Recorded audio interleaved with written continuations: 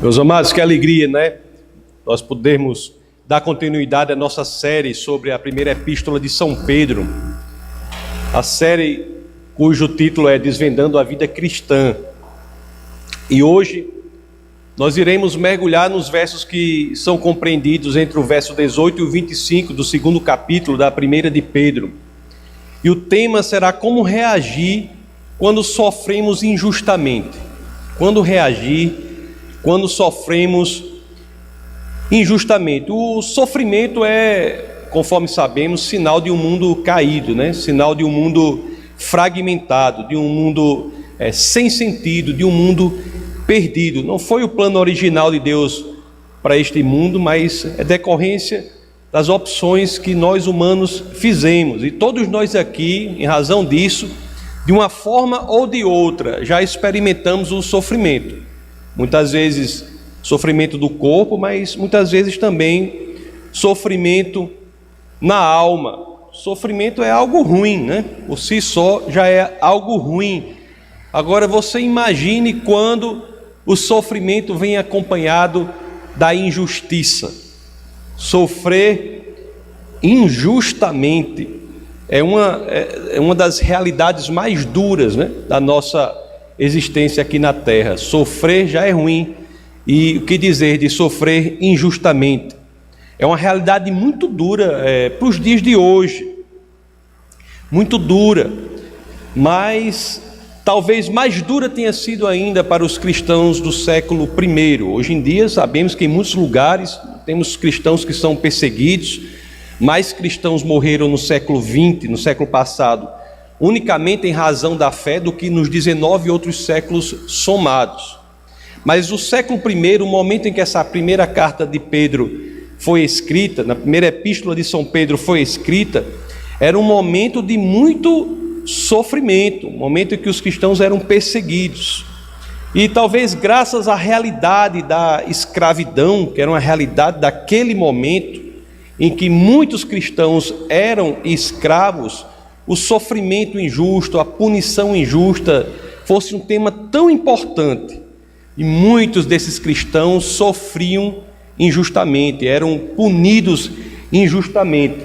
E o interessante é que, se nós formos buscar nas Escrituras os princípios por trás desta questão, como as Escrituras ensinam aos cristãos a reagirem a esse sofrimento injusto, a essa punição injusta, mais especificamente aqueles que estavam sob a égide da escravidão, nós poderemos tirar desses princípios muitos ensinamentos para todos nós aqui que estamos em uma situação de sofrimento injusto. É por isso que é tão importante as Escrituras, nós nos debruçarmos sobre elas, para que possamos tirar, para que tiremos esses princípios importantes para aplicarmos para o nosso dia de hoje. E o primeiro ponto que os cristãos do século I foram ensinados, e que até hoje muitos têm de saber, é o de que o ensinamento de Jesus Cristo é o de que ele não tem discriminação, ele não faz discriminação entre as pessoas. Ele não faz discriminação odiosa. E os escravos ali, muitos cristãos, estavam ali sendo ensinados de que para Deus todos somos iguais. E eles tinham de conviver com aquela realidade de uma escravidão que às vezes trazia a uma realidade de punição injusta, de sofrimento injusto. Aliás, se tem um conceito revolucionário no Novo Testamento, conceito que é aplicado aos povos da antiguidade, é o conceito de que a unidade em Cristo transcende, vai além de qualquer distinção étnica, social, qualquer distinção de gênero. Em Cristo nós somos um, isso nos identifica muito mais do que a cor que temos, se somos homem, se somos mulher, da profissão que exercemos. Essa unidade em Cristo nos torna um só. E veja que era difícil aceitar isso na antiguidade, inclusive para aquele povo que era detentor da moralidade, que mantinha a moralidade, que era o povo judeu. Certamente muitos de vocês sabem, mas era muito comum um homem judeu, ao acordar, na sua oração, pela manhã, na sua oração matinal, ele agradecer a Deus por não ter nascido mulher, por não ter nascido gentil e por não ter nascido escravo. E agora o cristianismo vem e deixa claro que as bênçãos do Senhor estão disponíveis para todos, independentemente da sua raça, do seu sexo, da sua condição social. Há muitos momentos das Escrituras em que vemos isso, mas talvez isso não esteja de maneira tão bela quanto nós vemos na carta aos Gálatas, no capítulo 3, nos versos 28 a 29, em que as Escrituras assim dispõem: não há judeu nem grego, escravo nem livre, homem nem mulher, pois todos são um em Cristo Jesus. E se vocês são de Cristo, são descendência de Abraão e herdeiros segundo a promessa. Isso aí é uma passagem altamente forte e revolucionária para o conceito, a concepção da época, mesmo do povo judeu, que era o povo escolhido, detentor da moralidade. Mesmo para ele, o ensinamento do Novo Testamento, o ensinamento neotestamentário, o ensinamento que vem com Cristo, é que a unidade em Cristo é superior a qualquer uma outra que a mente humana possa estabelecer. Isso está em vários momentos das Escrituras. Na carta aos Romanos, por exemplo, no capítulo 10, nos versos 12 e 13, as Escrituras dizem: não há diferença entre judeus e gentios, pois o mesmo Senhor é Senhor de todos e abençoa ricamente todos os que o invocam, porque todo aquele que invocar o nome do Senhor será salvo. Não há distinção, da perspectiva do Senhor. Ele abençoa ricamente todos os que o invocam. Essa mensagem da unidade em Cristo, que é uma mensagem importantíssima no século I, mas ainda importante até hoje. Essa mensagem de que somos um em Cristo, somos uma família, somos a igreja do Senhor, somos a casa espiritual, ou como diz a primeira epístola de São Pedro, em versos anteriores, sobre os quais nos debruçamos em cultos passados. Somos pedras vivas na construção da casa espiritual. Somos todos um só corpo, cuja cabeça é Jesus de Nazaré. Então essa mensagem de unidade em Cristo ia de encontro à estrutura que tinha na época, a estrutura social da época. Essa mensagem que era contrária a qualquer discriminação odiosa, ia contra a ideia da escravidão. E os cristãos, escravos cristãos, começaram a questionar-se, sob o Império Romano, por exemplo, de cada duas pessoas, uma era escrava. E os cristãos que eram escravos começaram a questionar: se todos são iguais perante Deus, como eu devo reagir à injustiça e à opressão que são por mim sofridas, que são por mim sentidas? Como eu devo reagir numa realidade tão presente? E a resposta que nós lemos em Pedro é absolutamente incrível.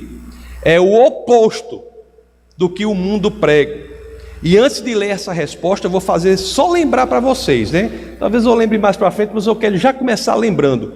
Essa resposta de Pedro é a resposta de alguém que não fala da posição de autoridade. Pedro não tinha escravos, Pedro era perseguido. O conselho para os escravos, para aqueles que sofrem perseguição injusta, sofrimento injusto, punição injusta, era um conselho que era dado por alguém que era perseguido. O imperador da época, já disse, era ninguém mais, ninguém menos do que Nero. Nero, que usava esses mesmos cristãos para os quais Pedro escreve como tochas vivas para clarear seus bacanais, as suas festas, a festa de Nero à noite. Nero queimava cristãos como lâmpadas para clarear as festas da noite. Para essas pessoas perseguidas que ele escrevia, ele sendo ele mesmo um perseguido.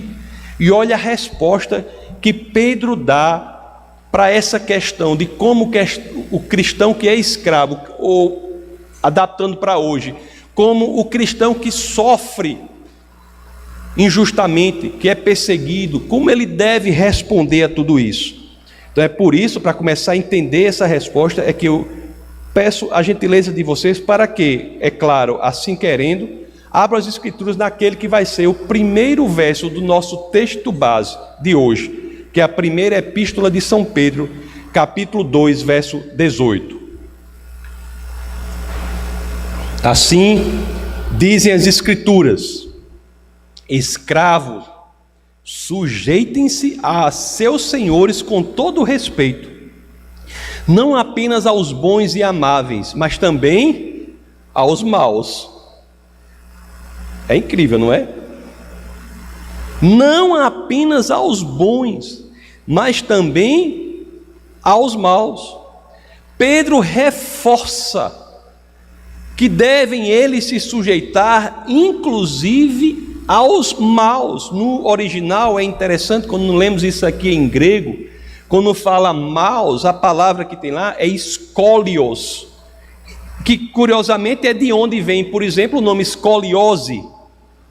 Sujeitem-se também aos tortos, sujeitem-se também aos que são de personalidade deformada, sujeitem-se também aos que, metaforicamente agora falando, são grosseiros, são injustos, são perversos. Não é impressionante isso? E aqui, meus amados, aqui vem a chave para que nós possamos entender tudo isso. A chave central para que entendamos esta lógica que para o mundo parece ser uma lógica louca. Não é que você se submetendo a esse regime, você torne o regime que é perverso correto. Não é isso.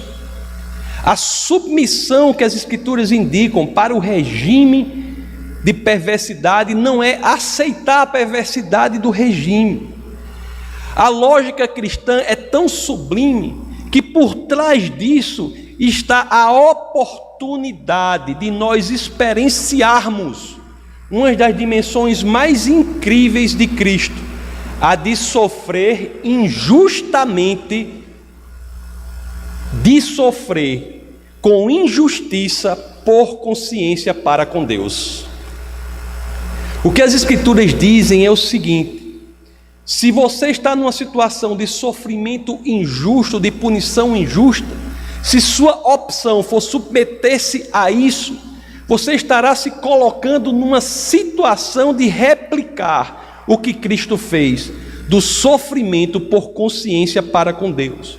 Veja o que diz o verso 19 da primeira epístola de São Pedro, no seu capítulo 2: porque é louvável que, por motivo de sua consciência para com Deus, alguém suporte aflições sofrendo injustamente.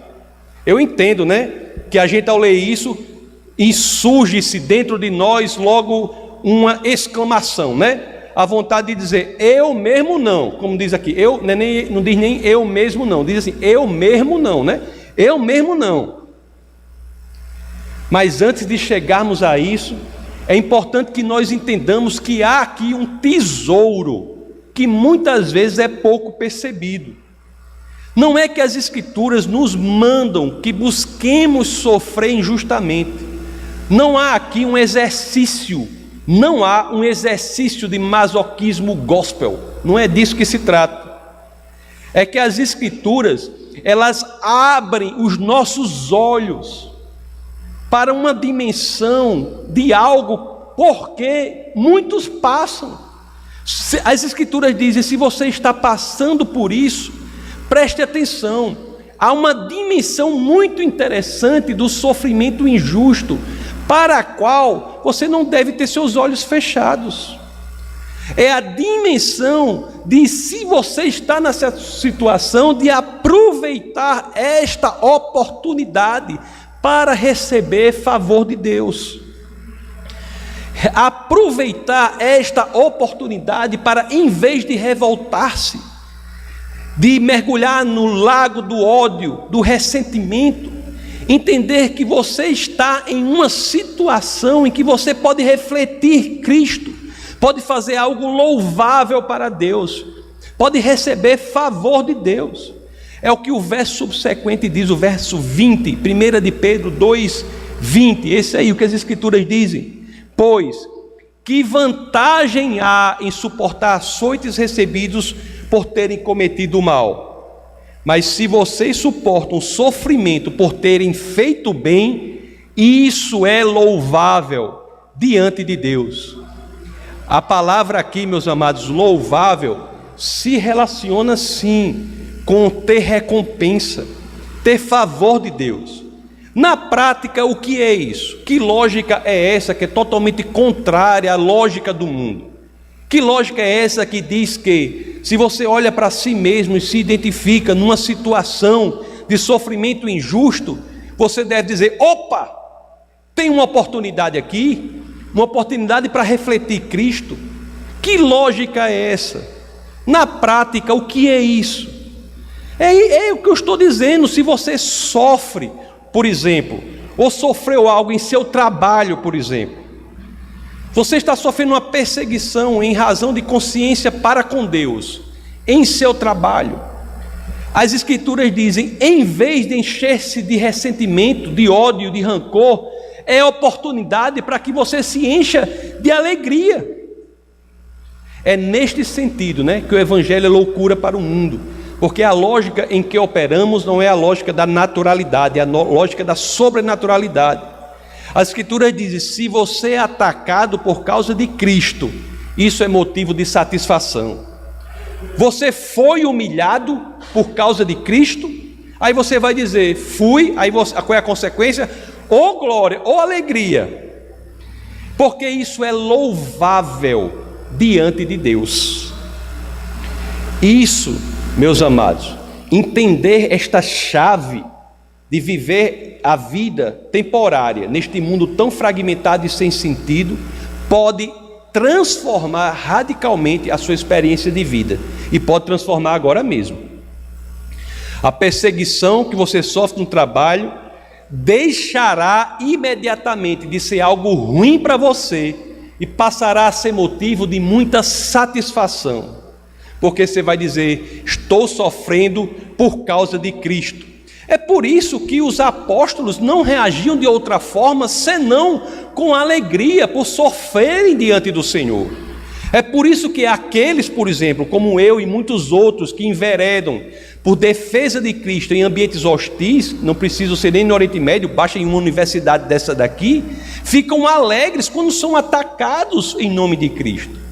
É por isso que nós nos tornamos capazes de fazer o que tantos fazem, porque entendem que o sofrimento por causa de Cristo é, na realidade, colocar-se numa situação de receber favor e recompensa do Senhor. Os apóstolos faziam isso o tempo todo. Lá no livro de Atos, no capítulo 5, no verso 41, as Escrituras dizem assim: os apóstolos saíram do sinédrio, alegres por terem sido considerados dignos de serem humilhados por causa do nome. Veja, meus queridos, a perseguição por causa de Cristo agrada a Deus. Eu devo fazer a menção ou abrir o parêntese para deixar claro: não é a perseguição pelo que você fez errado que agrada a Deus. Não é a perseguição pelo que você fez de ilegalidade que agrada a Deus. Não, essa perseguição não agrada a Deus. A perseguição que agrada a Deus é aquela por consciência de Cristo, de que você tem um papel específico aqui na terra, que é fazer Jesus Cristo mais conhecido para aqueles que ainda não o conhecem. E é exatamente por isso que agrada tanto. Vamos voltar ao verso 20 da primeira epístola de São Pedro, no capítulo 2. Pois que vantagem há em suportar açoites recebidos por terem cometido o mal? Mas se vocês suportam o sofrimento por terem feito bem, isso é louvável diante de Deus. Tudo isso é louvável diante de Deus também porque Entenda que fazer o que esse verso diz, suportar, mas se vocês suportam o sofrimento por terem feito bem, isto é uma oportunidade única de refletir a essência do ministério de Jesus de Nazaré aqui na terra. Isso foi o que ele fez. Isso é o chamado de todo cristão. É isso e nada mais do que isso, meus amados, que justifica a nossa permanência aqui na terra após a conversão. Você me diga, eu já estou com a boca mole de dizer em vários domingos aqui, você me diga qual é a razão de nós estarmos aqui da terra após a nossa conversão. Era para nós nos convertermos e sermos imediatamente levados ao céu. Imediatamente, converteu, vai para o céu. Por que não é assim? Porque existe um papel específico para todo cristão aqui na terra, que é exatamente esse, de fazer Jesus Cristo mais conhecido para aqueles que ainda não o conhecem. E se você está numa posição de sofrimento injusto e suporta isso por fazer o bem, você está, como a lua reflete a luz do sol, você está refletindo a luz de Cristo, a luz do sol que é Cristo. É inclusive o que diz o verso subsequente. Vamos abrir o verso 21. Para isso vocês foram chamados. Para isso vocês foram chamados. Pois também Cristo sofreu no lugar de vocês, deixando-lhes exemplo para que sigam os seus passos. Eu estou cansado de gente que chega a dizer: pastor, eu não sei qual é o meu chamado. Aí eu sempre digo: eu sei qual é o seu chamado. É o seu chamado de todo cristão. Refletir Cristo. Esse é o chamado, tornar Jesus Cristo mais conhecido. Se você não é um missionário, você não é cristão. Não existe cristianismo que não seja feito de missionários, de pedras vivas que constroem a casa espiritual do Senhor. Não existe igreja que não seja missionária. É uma contradição em termos. Temos que refletir Cristo, tornar Cristo mais conhecido, e uma das formas mais eficazes de fazer isso é seguir o exemplo dele. É o que as Escrituras dizem: deixando-lhes exemplo para que sigam os seus passos. Seguir os passos do exemplo, que é Jesus de Nazaré, é uma das empreitadas mais importantes para nós nos envolvermos durante essa breve permanência que temos aqui na terra. Olha o exemplo. Foi nos dado, Cristo é o nosso exemplo. O exemplo para que sigamos os seus passos. E que passos são esses? Muitos. Vamos ver o verso 22, o subsequente. Vamos ver alguns desses passos que devemos seguir. Ele não cometeu pecado algum e nenhum engano foi encontrado em sua boca. Nenhum engano foi encontrado em sua boca. Portanto, meus queridos, se nós quisermos nessa situação seguir os passos do Senhor, devemos fazer desses passos um reflexo do exemplo de Cristo, em quem ou em cuja boca nenhum engano foi encontrado. Você está com pressão no seu trabalho, sofrendo pressão no seu trabalho? Se quando você está sofrendo pressão no seu trabalho, você mente, se você mentir, não queira encontrar favor diante de Deus. Não queira encontrar favor diante de Deus. Não é isso que as Escrituras dizem. O próprio Jesus, mesmo em situações de grande pressão, nunca mentiu. Em vários momentos, quando levado a Caifás, o sumo sacerdote, o sumo sacerdote perguntou a Jesus: você é o Cristo? É filho de Deus? Jesus não só respondeu, que ainda deu uma explicação. Abra aí no Evangelho de São Mateus, no capítulo 26, no verso 64, Jesus disse: tu mesmo o disseste, respondeu Jesus, mas eu digo a todos vós: chegará o dia em que vereis o Filho do Homem assentado à direita do Poderoso e vindo sobre as nuvens do céu. Jesus não era frouxo, meus queridos. Nós estamos cansados de cristãos frouxos. Estamos cansados de cristãos frouxos. Esse não é o nosso exemplo. Suportar, uma dimensão importante de suportar o sofrimento injusto é ser fiel à verdade. É ser fiel à verdade. mesmo que essa verdade possa não agradar a muitos. Um dos lemas dessa igreja aqui é heterodoxia no método, mas ortodoxia no conteúdo. O conteúdo do evangelho é inegociável. Inegociável. As igrejas, algumas delas hoje, se dobram para servir a cultura. São influenciadas, quando na realidade são chamadas para influenciar o mundo. Assim como alguns cristãos também, não é? Mas esse não é o nosso chamado. Mas não é só isso, tem muito mais. Você esteve em uma situação de ser humilhado? Às vezes nós passamos, né? Às vezes no trabalho, outras situações, algumas coisas de que precisamos. Às vezes as pessoas humilham a gente. Passou por uma situação de ser humilhado, uma situação em que a sua dignidade foi colocada tão rente quanto o chão? Tão rente quanto o chão? Parecia o rapaz aqui em frente da igreja, que foi uma situação menor isso aí, que eu acho que o Daniel estava aqui, o Jutos estava aqui, vi um rapaz bem fortão, passeando com um cachorro, quando eu olhei era um poodlezinho meio pequenininho. É uma situação em que a dignidade dele foi colocada rente ao chão, né? Rente ao chão. Mas nós temos situações aí muito mais perversas, né? Situações de humilhação, situações em que as pessoas agridem a nossa dignidade. Se você estava nessa situação, imediatamente surgiu dentro de você aquela vontade, epa, o troco vai ser grande? Como é que o mundo diz, hein? A vingança é um prato frio, não é assim? Num quarto sem micro-ondas, não é assim que diz? A vingança é um prato frio. Mas as escrituras também, mesmo em situações como essas, nos ensinam de outra forma. Suportar o sofrimento injusto envolve a dimensão de seguir os passos de Cristo. E vamos ver no verso do 23 do capítulo 2 da primeira epístola de São Pedro, qual é o outro passo que ele diz. 1 de Pedro 2, 23. As escrituras assim dizem. 1 de Pedro 2, 23, as escrituras dizem: quando insultado, não revidava, quando sofria, não fazia ameaças, mas entregava-se àquele que julga com justiça.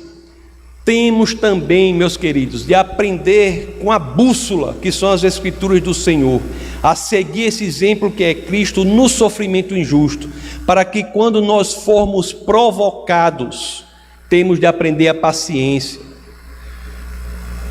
Temos o desejo às vezes de retaliação quando nós somos feridos, mas temos de saber também que quando esse desejo crescer dentro de nós de retaliar diante da ferida, nós temos que saber que em Cristo somos livres e a liberdade existe para nos dar a possibilidade de não revidar nem ameaçar. A liberdade em Cristo serve também para entender que não devemos seguir a lógica desse mundo, que no sofrimento injusto, se formos humilhados e quisermos revidar, retaliar, nós temos que nos lembrar, temos liberdade. Para quê? Para não fazer isso, mas confiar no julgamento daquele que julga com justiça. Se Deus algum dia, e às vezes isso ocorre, né? Se Deus algum dia permitir que você esteja na situação de se vingar de alguém que fez muito mal a você, saiba que você tem liberdade para escolher vingar-se ou não. Se você seguir a orientação do mundo, você vai se vingar, você vai retaliar, você vai fazer ameaças. Mas saiba que você não está preso ao pecado como aquele que não tem Cristo no coração. Aquele que tem Cristo no coração lhe deu liberdade para agir por uma lógica que não é a lógica do mundo, é a lógica sobrenatural de Deus. Você tem liberdade para agir de outra forma. Você tem liberdade para fazer com que aquela questão morra em você. E isso vai fazer com que tenha a sua posição diante de Deus uma roupagem de ser louvável. Você vai agindo assim, não retaliando, não ameaçando, mas confiando na justiça do Senhor, você fará algo louvável diante do Senhor. você estará se colocando na posição de receber favor de Deus. Agora, meus amados, não me entendam errado. Não me entendam errado. Eu não estou dizendo que é para você abafar, colocar sob o tapete as coisas injustas, os sofrimentos injustos por que você passa. É para você entender que nunca aconteceu. Não estou dizendo isso não.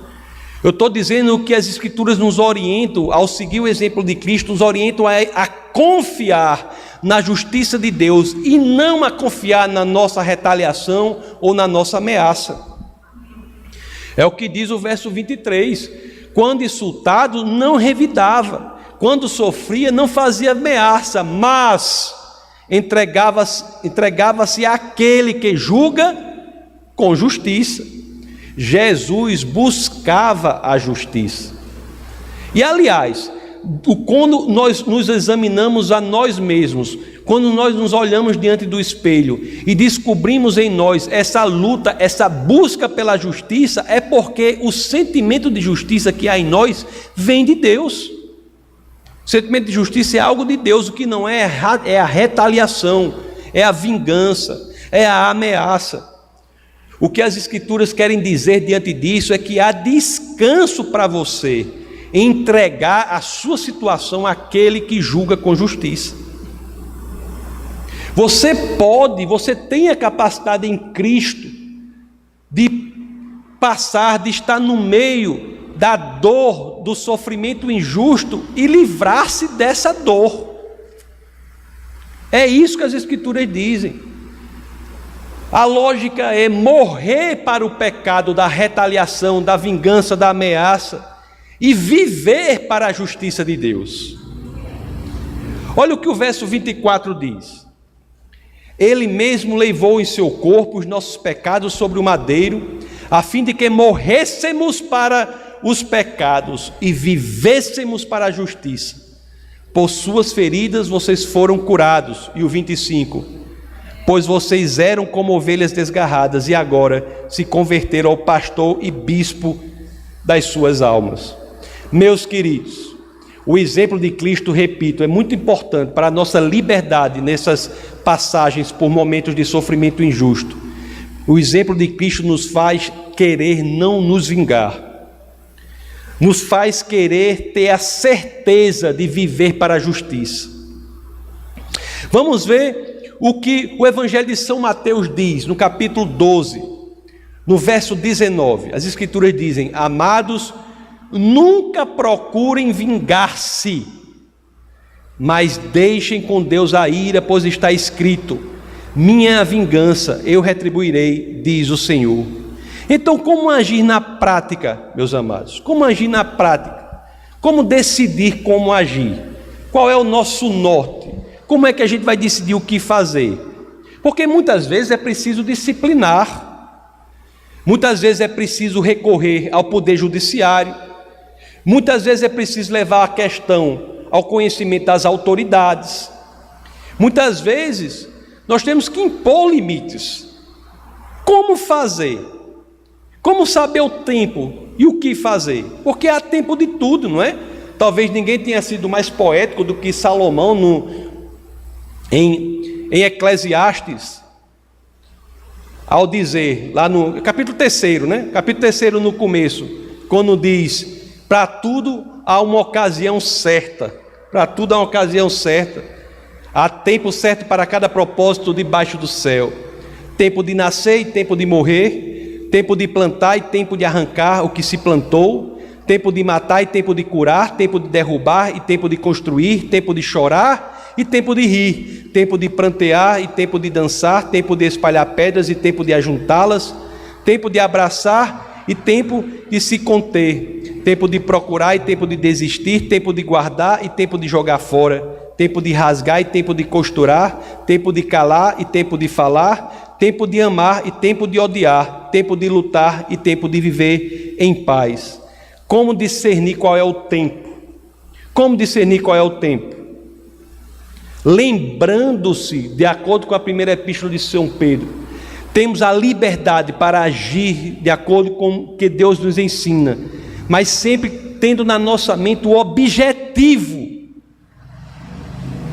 final que as Escrituras nos ensinam. É o que está lá na 1 de Pedro, capítulo 2, verso 12, em que nós lemos: vivam entre os pagãos de maneira exemplar, para que, mesmo que eles os acusem de praticarem o mal, vivam entre os pagãos, entre aqueles que detestam o cristianismo, vivam entre aqueles que fazem piadas do cristão, vivam entre aqueles que menosprezam os valores do cristianismo, vivam entre esses, entre os pagãos, de maneira exemplar, para que, mesmo que eles os acusem de praticarem o mal, eles vão acusar de praticar o mal, mesmo que eles os acusem de praticarem o mal, observem dentro deles, mas eles vão acusar, mas dentro deles, eles vão observar as boas obras que vocês praticam e glorifiquem a Deus no dia da sua intervenção. Mais uma vez, tudo isso para um fim, um objetivo específico de evangelizar. Mesmo quando você disciplina, mesmo quando você toma uma ação mais dura, você deve fazer de maneira tal que no fundo eles entendam que aquilo foi o correto e possam um dia glorificar a Deus no dia da sua intervenção. O que você não precisa fazer e não deve fazer, e tem liberdade para não fazer, é consumir-se em vingança, em sentimento de vingança, em sentimento de ameaça. Isso não. Você é livre para morrer para esses pecados e viver uma vida vitoriosa, olhando para a justiça de Deus. Vamos orar.